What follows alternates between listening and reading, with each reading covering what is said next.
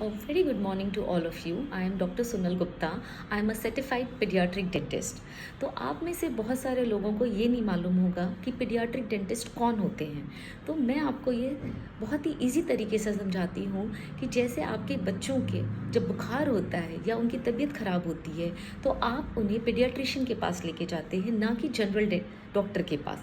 वैसे ही जब आपके बच्चों के दांतों में दर्द हो या कोई तकलीफ़ हो तो आप उन्हें पीडियाट्रिक डेंटिस्ट के पास लेके जाएं, ना कि जनरल डेंटिस्ट के पास। क्योंकि एज अ पीडियाट्रिक डेंटिस्ट हमें 3 साल की कड़ी पढ़ाई पढ़नी पड़ती है ये जानने के लिए कि बच्चों का ट्रीटमेंट हम कैसे करें जिससे उन्हें कम दर्द हो, उनकी साइकोलॉजी के अकॉर्डिंग उनका ट्रीटमेंट करें, उनके बिहेवियर को कैसे कंट्रोल करें जिससे कि बच्चों को कम दर्द हो उनके ट्रीटमेंट कराते समय। ये सब चीज़ें जनरल डेंटिस्ट को नहीं मालूम होती है, इसलिए या तो वो बच्चों के दांतों का ट्रीटमेंट डिले करते हैं या गलत ट्रीटमेंट करते हैं, या तो आपको वो ये सलाह देते हैं कि ये दूध के दांत हैं, इन्हें उखड़वा लीजिए।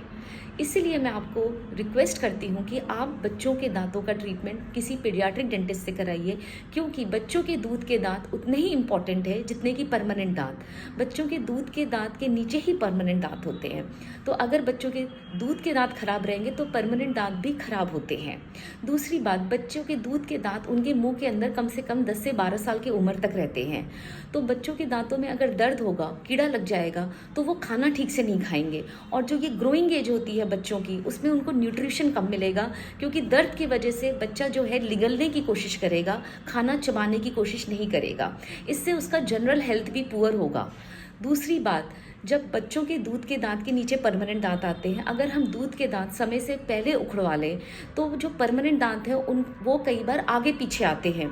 इसकी वजह से आपको बाद में ऑर्थो ट्रीटमेंट, जो कि बहुत महंगा पड़ता है, वो कराना पड़ता है।